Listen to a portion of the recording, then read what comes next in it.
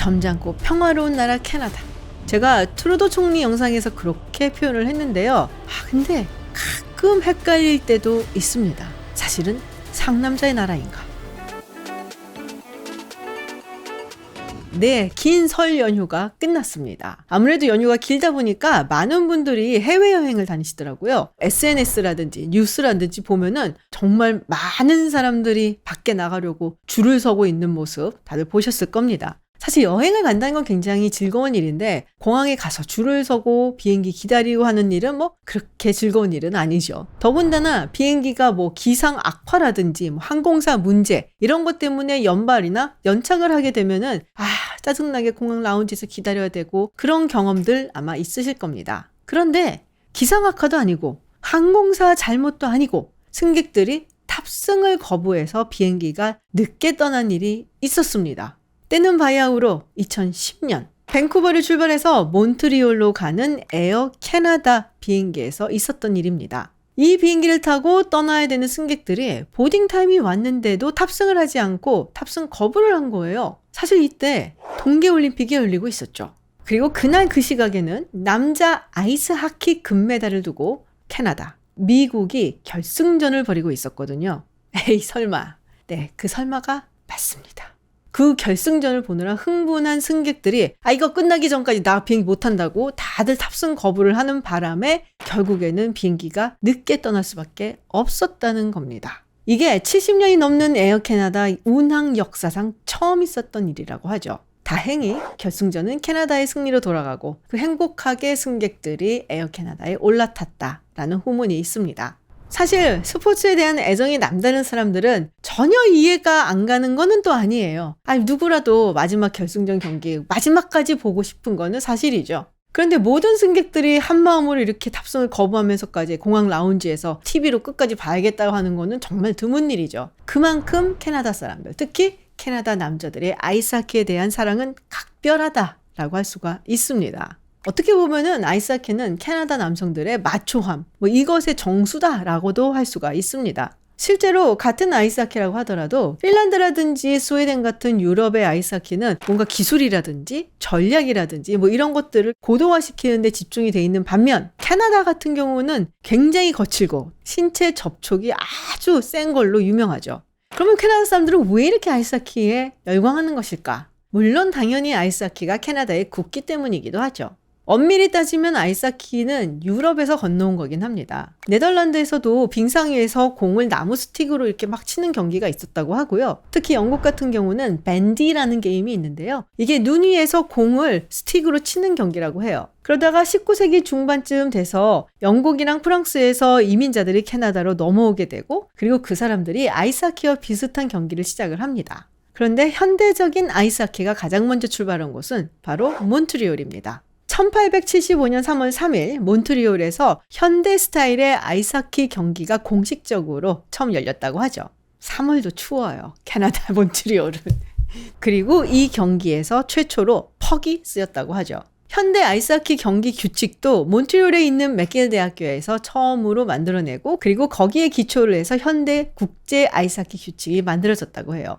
제가 지금까지 북미 스포츠 리그를 많이 소개를 해드렸죠. MLB, NFL, 그리고 NBA, 그리고 아이스하키가 그 마지막 스포츠 리그입니다. 내셔널 하키 리그. 이 NHL이 탄생한 게 1917년이고요. 그리고 20세기 중후반부터는 동유럽에서도 굉장한 인기를 끌면서 정말 세계적인 스포츠 종목이 됐습니다. 이쯤 되면은 캐나다 사람들이 아이스하키에 대한 부심을 가진 말도 하죠. 사실 제가 예전에 캐나다에 살 때에도 정말 캐나다에서는 아이스하키가 일상의 스포츠구나라는 것을 많이 느낄 수가 있었어요. 주말만 되면 우리나라의 주민 문화센터 같은 곳에 아들이 아이스하키 스틱을 들고 그리고 아버지는 이따만한 저풀백에 그 장비들을 담아갖고 아들을 쭉쭉 끌고 오는 거예요. 실제로 저희 동네에 살았던 저희 아이와 비슷한 나이의 아들을 키우고 있었던 어떤 아빠는 니네 아들은 아이스하키 클래스 언제 등록시킬 거냐 이런 질문을 거의 반날 때마다 했었고요. 그리고 동네 골목길에서는 아이스하키 스틱을 가지고 공을 이렇게 치면서 항상 아이들이 놀고 있었습니다. 이렇게 아이스하키에 대한 사랑이 대단하고 그리고 그 어떤 나라의 아이스하키 플레이보다 가장 거칠다고 소문이 나다 보니까 사실 이렇게 조용하고 또 점잖아야 된다라고 생각을 하는 캐나다 사회에서 억눌러졌었던 남성성이 아이스하키를 통해서 폭발적으로 나온 게 아니냐라는 연구도 사실 있었습니다. 그런 의미에서 캐나다는 알고 보면 상남자들의 나라다. 그런데 그렇게 생각할 수 있는 것이 또 있어요. 바로 스나이퍼입니다. 우리가 영화에서 많이 본 스나이퍼들은 아무래도 헐리우드 영화가 대세다 보니까 미국 사람들이 많죠. 그렇지만 진짜 전설적인 스나이퍼들은 캐나다에 아주 많이 포진되어 있죠. 소위 스나이퍼들이 표적을 맞춘 거리로 따져서 랭킹을 매기는 경우들이 있는데요. 지금 사실 1위와 3위는 우크라이나의 스나이퍼들입니다. 아무래도 전쟁 중이다 보니까 우크라이나 저격수들이 계속적으로 기록을 깨고 있는데요. 사실 전쟁이 일어나기 전까지 스나이퍼들의 최장 기록을 가장 많이 갖고 있었던 나라는 캐나다입니다. 그 전에 5위권 안에 드는 스나이퍼들 중에 3명이 캐나다 사람이었거든요.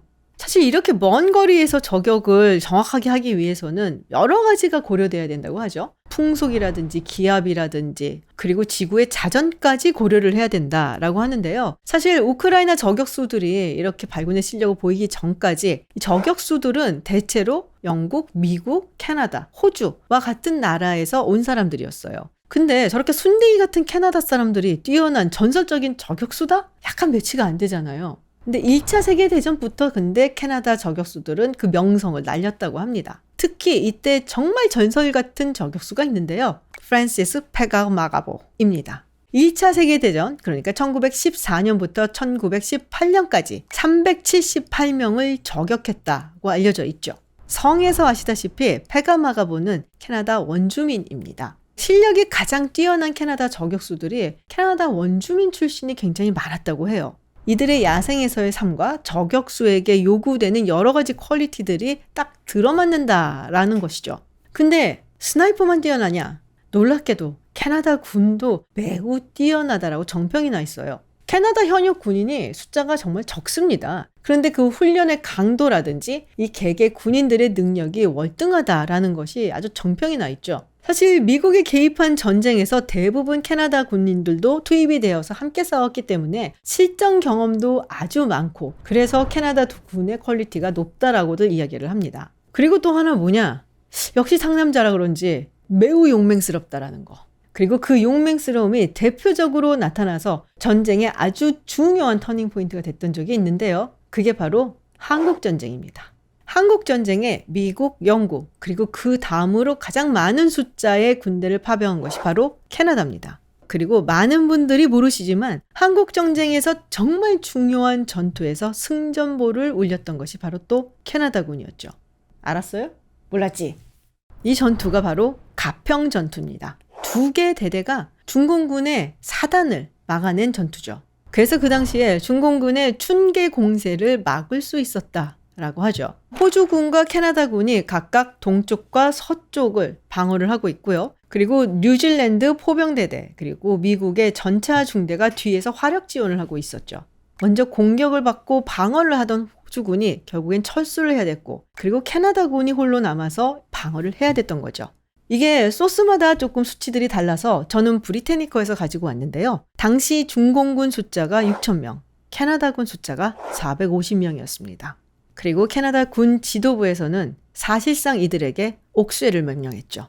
중공군의 공격으로 고립이 되어 있었던 캐나다군 정말 용맹스럽게 싸웠는데요. 이때 굉장히 유명한 이야기가 하나 있습니다. 뒤에서 화력 지원을 해주고 있던 뉴질랜드 포병대대에게 우리 진지 최대한 가까이 포격을 해달라라고 요구를 한 거예요. 어쨌든 우리는 참호 속에 있고 중공군과 북한군은 저기 노출이 되어 있으니까 가장 가까이 포격을 해서 적들에게 치명상을 입혀라 라는 거였죠. 뭐 말은 되는 것 같기는 한데 아무리 그래도 그렇지. 그래서 뉴질랜드 포병 부대도 그 이야기를 듣고 이거 이래도 되나 해서 당혹스러워하며 잠시 망설였다고 하죠. 어쨌든 이렇게 용맹하게 싸운 덕분에 캐나다군은 가평을 지켜냈습니다. 그러면 사상자는 얼마였냐? 이거 역시 자료마다 조금씩 다르기는 한데요. 당시 캐나다군은 부상자가 23명에 사망자가 10명, 호주군은 부상자 59명에 사망자가 32명. 그럼 중공군은 얼마나 피해를 봤냐? 아주 보수적으로 잡아도 사상자가 2,000명이 넘었다고 하죠. 그래서 잘 알려져 있지는 않지만 이 전투를 한국전쟁에서 대단히 중요한 기점이 되었던 전투라고 얘기합니다. 물론 최근 들어서 이렇게 용맹스럽고 또 뛰어나다라고 알려진 캐나다 군도 무너져 내린다라는 비판이 많아요. 그동안 국방비도 그렇고 또 실전 경험도 부족해지다 보니까 예전의 캐나다 군이 아니다라고 하면서 경각심을 일으키는 발언들이 많은데요. 그럼에도 불구하고 왠지 순딩순딩 할 것만 같았던 캐나다 남성들 좀 새롭게 보이지 않으시는지요? 그러니까 캐나다 아저씨 무시하지 마세요.